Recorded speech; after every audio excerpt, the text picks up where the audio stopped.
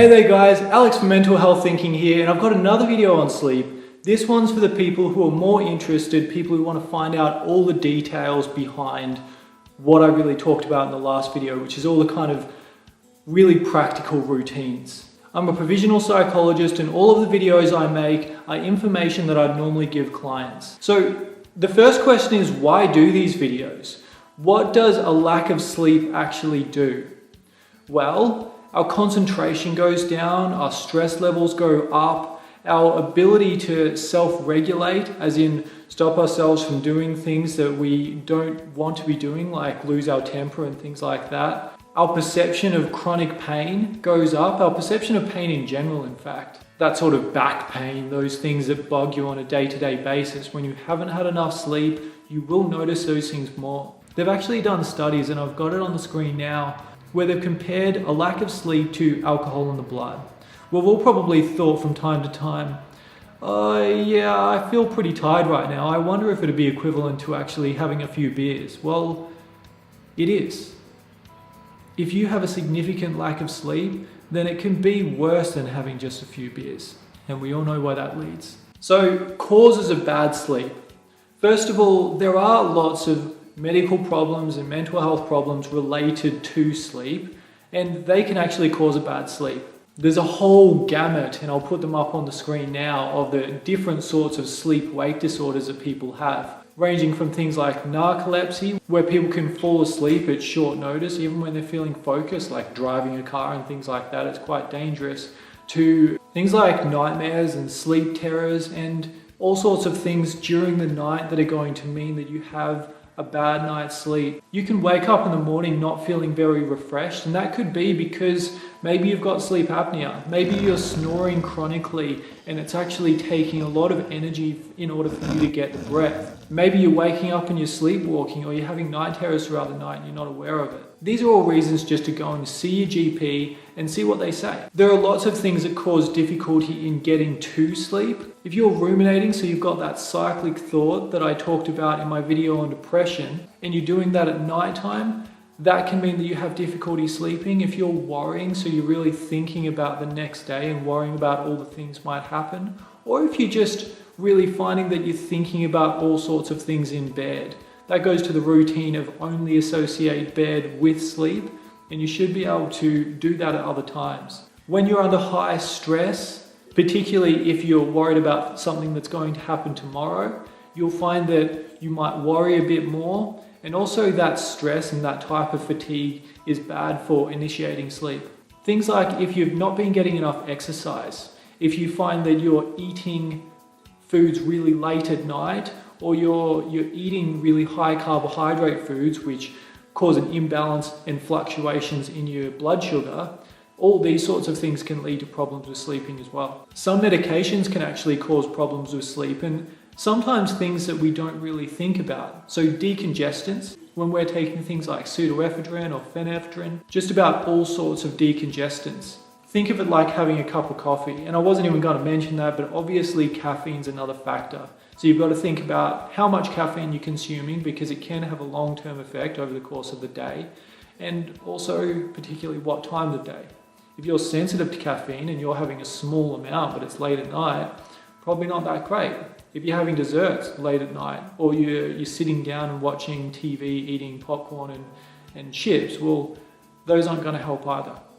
Now for the structure of sleep, I've got something up on the screen now, and that's the general routine that a healthy person will go through throughout a night. There are 4 stages of sleep. One is the first stage, or your alpha stage, where you're just kind of lying in bed, you've got the lights out, you've got your eyes shut, but you're essentially awake. That's considered the first stage of sleep. You've got the second stage of sleep, where you actually go through a couple of specific triggers that show that this person has gone to sleep. These are both non-REM stages, where your eyes aren't moving around and you're not getting that REM sleep, but you've got those 2 stages already. And then you've got the third stage. In that picture, it's an older picture, and you've got stages 3 and 4. Both those have been combined. So those are your delta and your theta wave sleeps. That's when you're most difficult to wake up. So you know that you go from the waking stage, stepping down to 1, then 2, then all the way down into those slow wave sleeps, into the deepest sleep that you'll get. And then you move up, right up into REM, in that black zone in the picture. So that's actually higher than the second stage of sleep, when you've got a lot of activity going on. And then you'll go back through that routine again, where you go all the way down into the fourth stage of sleep, and then up into REM, and then back down. Now, just after that REM period, there's a spike where you're most easy to rouse. When you naturally wake up, that's during that spike, after you've gone through a full routine and you're ready to wake up. Over the course of the night, you'll have several of these stages. And generally, the amount of times that you go through that sleep stage routine, the better and more well-rested you'll feel. And people take varying degrees of time to actually go through these stages. You'll find throughout the night that these stages get from long to shorter to shorter to shorter. Now, some age differences. So the average amount of sleep that an adult person needs, that's a person really over the age of around 24, they need about 8 hours of sleep. That's the average. And as I said, that does vary. But teenagers need more, a couple hours more. And they also find that teenagers have a late sleep-wake cycle.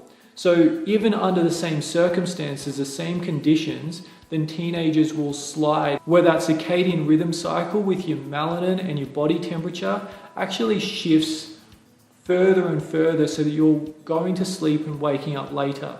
Now, that can be really difficult for teenagers when they have to get up early, because they do naturally find that they slide to later.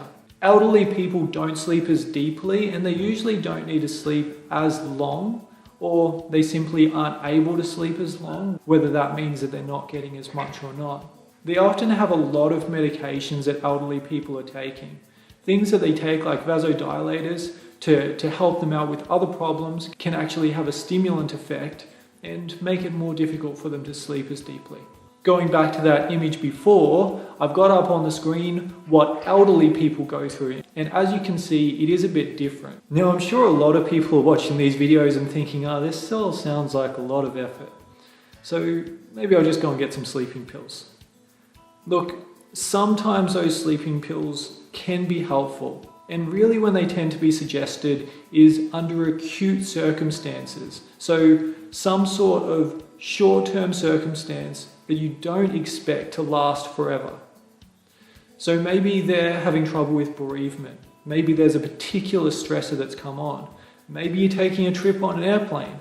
These sorts of things, look, you're either not going to get any sleep, or you can increase your functioning by getting some. But sleep is an active process, and we don't go through that process in the same way when we've had medications. In fact, a lot of the time when people are having things that make them drowsier at night, they'll really get a poor sleep.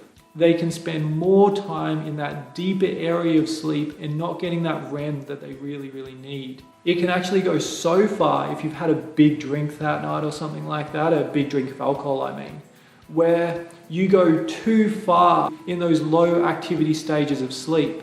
And your body is going to counteract that, because if you go too deep, the fifth stage really is a coma, and you can't rouse out of that yourself. So what your body will do is it'll actually send you a spike of adrenaline. So if you're finding after a really big night on the drink that you're waking up and you're feeling like your heart's going a million miles an hour and you're really, really aroused, that might be because you actually became too low in that sleep cycle and your brain was like, I've got to wake this guy up. So it gives you a spike of adrenaline to wake you up. Now it means that you're really not getting a good quality sleep that night. Okay guys, that's it on the technical aspects of sleep. I hope you really enjoyed this. I hope you got a lot out of it. Please pass this on to your friends, share it around so that people can understand sleep more effectively and understand what they can do to get a better night's sleep. If you like this video, press the like button. If you want to see more, and I'll be posting them every week, click subscribe. Thanks a lot.